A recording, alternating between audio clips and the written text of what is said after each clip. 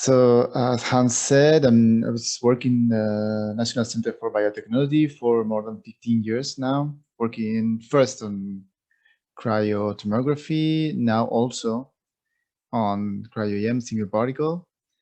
Once we created Cryo-EM facility in 2016, then I'm going to talk about the resources that we have now in this facility. First and the most important probably resource of the facility is the people that works on it. Rocío Arranz is the head of the facility, myself, Teresa and Noelia, and also from another center, time to time, Rafael Núñez also came here to help us with the users. In terms of the microscopies, we have now several ones. The most newer one is the Cryo-EM 300 from EOL. It's a 300 kiloball with a cold effect. That's very important. It also has the an omega filter, face plate. We have the Getten K3 dye detector. It has the automatic loading system. It's up to 12 grids and suitable for bare grids. And also you can use Thermo Fisher Scientific cartridges, the autoloader ones. You can use CLEM and gel aberration free image shift, and also the gel automatic system for acquisition is JADAS. The fine setup is almost there. Hopefully we'll be open to the friendly users next weeks, and probably to the user a little bit more, but I mean, it seems to be working right now. Then is the one over we were created the facility is the Talos Arctica. It was our 200 kilovolts. It's an NEXT-Discovery microscope. We have a faceplate installed on it. It's a Falcon K3 dye detector. It also has an automatic loaded system up to 12 grids. It requires the Thermo Fisher Scientific cartridges and has the APU working on it. And in the next few months, it will be upgraded also to be able to do macro electron diffraction there inside. We have also recently installed a small microscope, 120 kilovolts in a lab 6 filament. Now also recently installed one view CMOS on it, and it will be able to use serial EM and also have a cryo holder that will allow us to check some grids and do some tricks. We have also there in the facility a cryo-SEM microscope for FIB milling. It's a size crossbeam 550. It's up to go 0.5 and 30 kilovolts. It's a FEC. Also have a field emission gun. It's also equipped with a Kleindick micromanipulator. It has the same connect on it to do the correlative and like a cryo tools to work on cryo.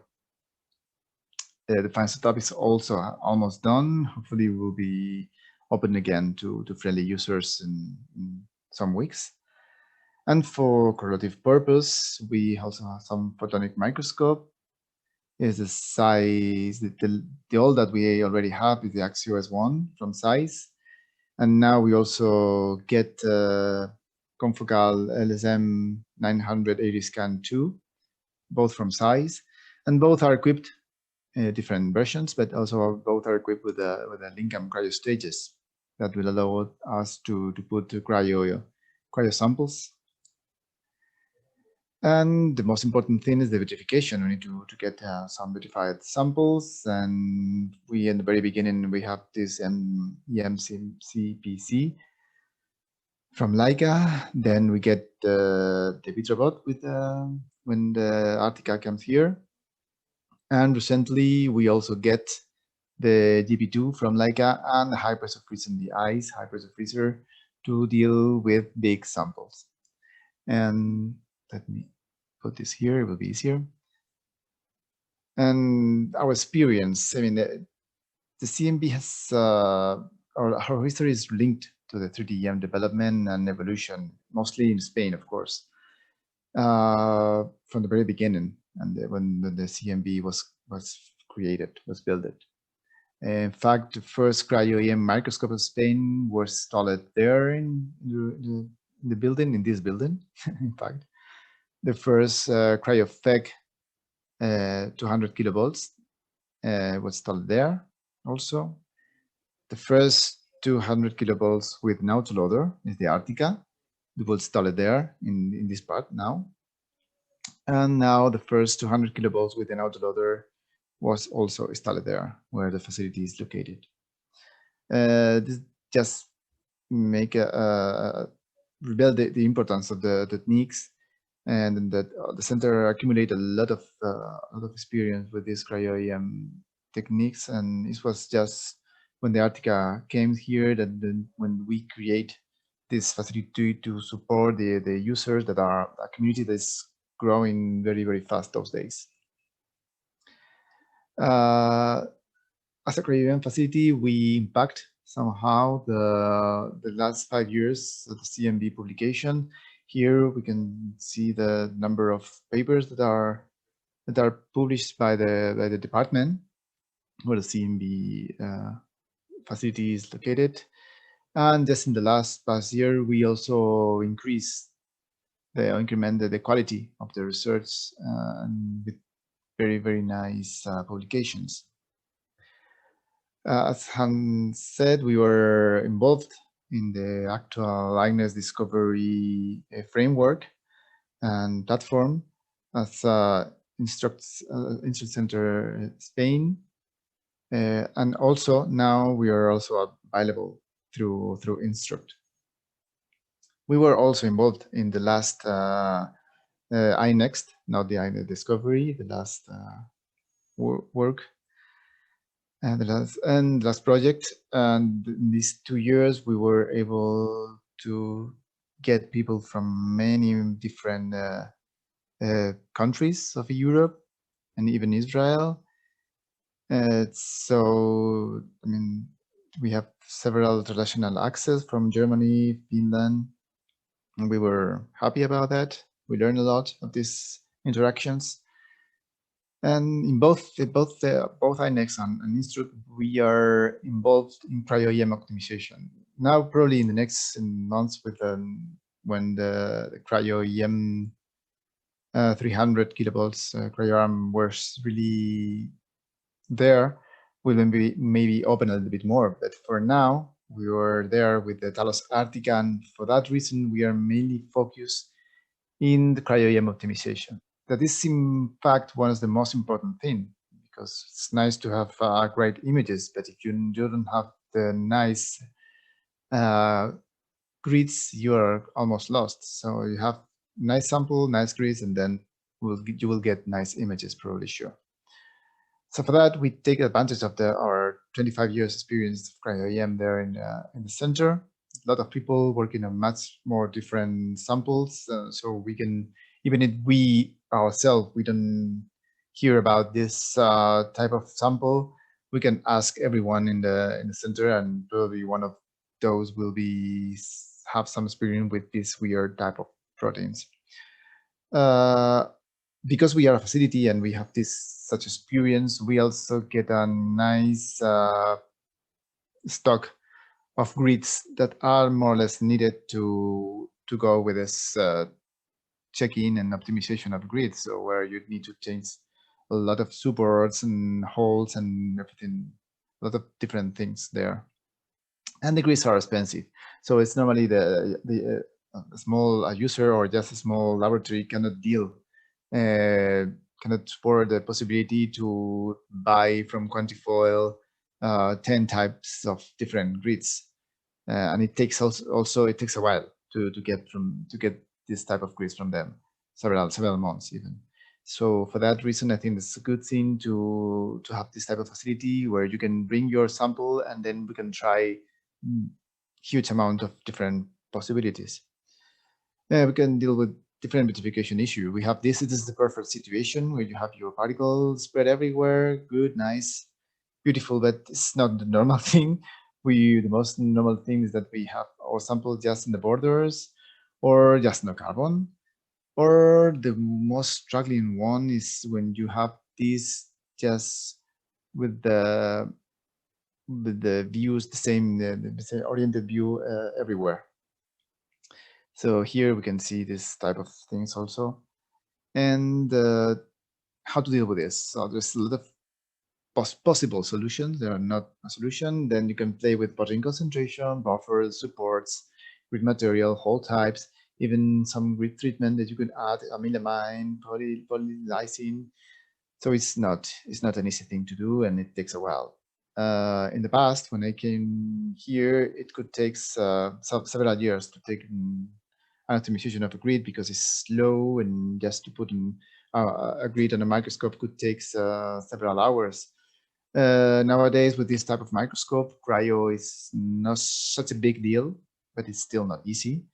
But at least in a microscope, once you have your grid, you can put up 12 and exchange grid easily.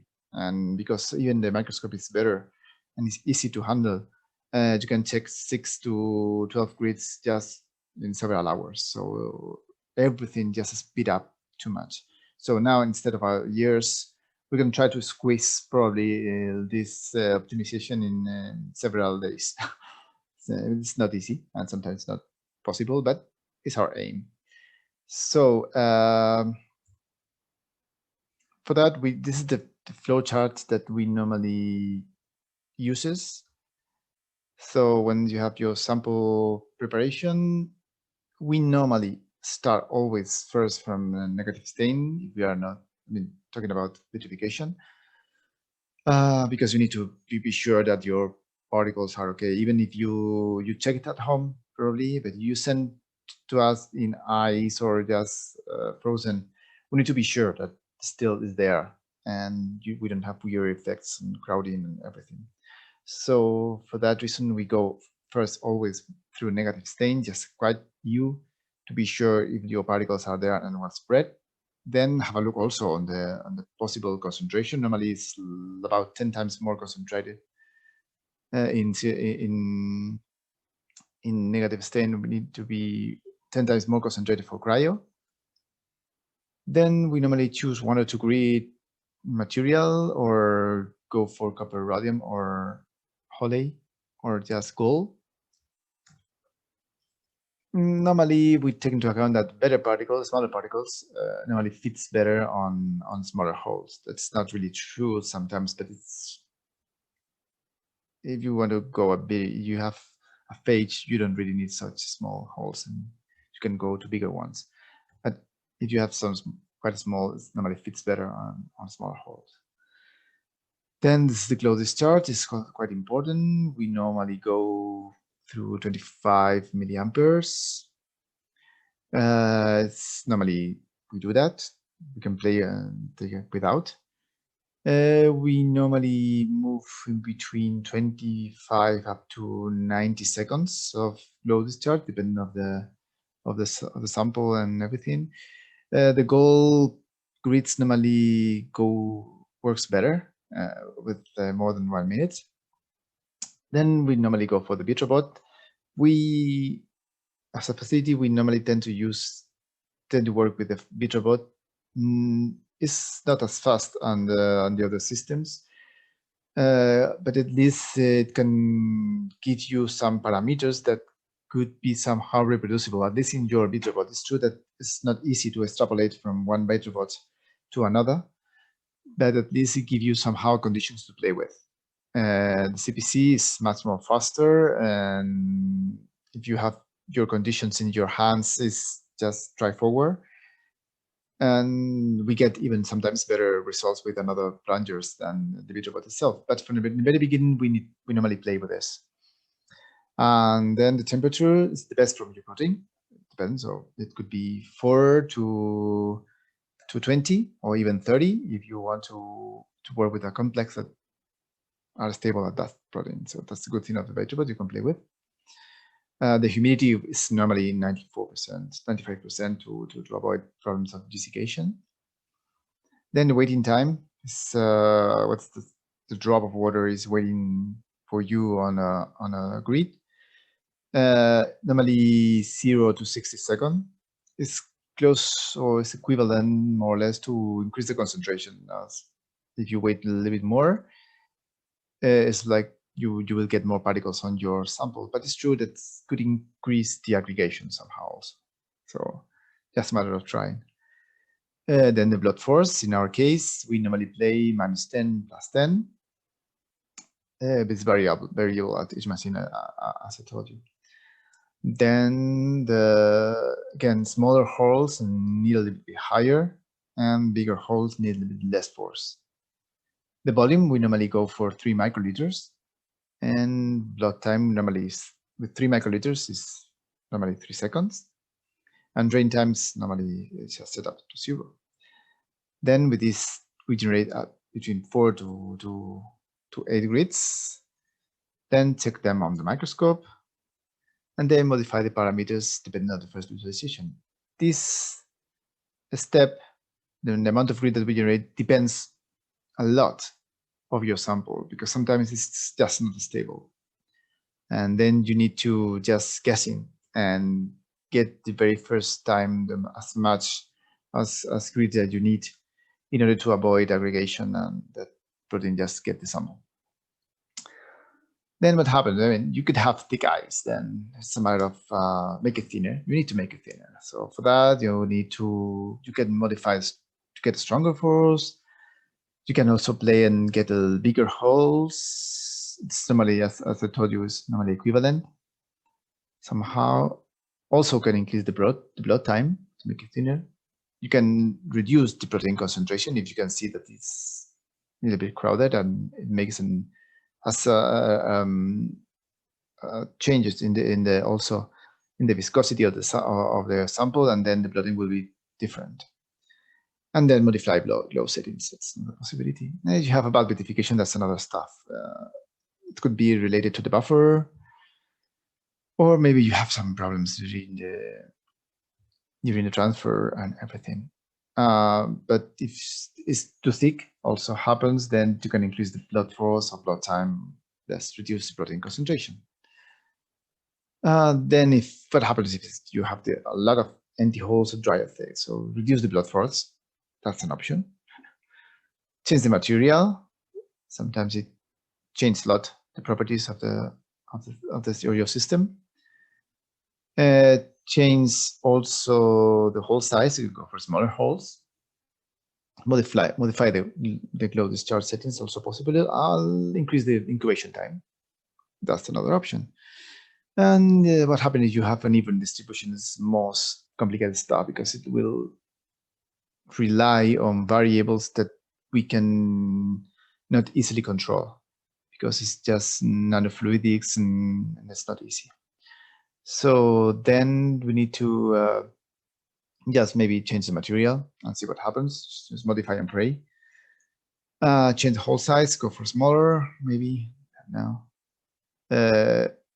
Modify glow discharge settings also. You can add a support, why not?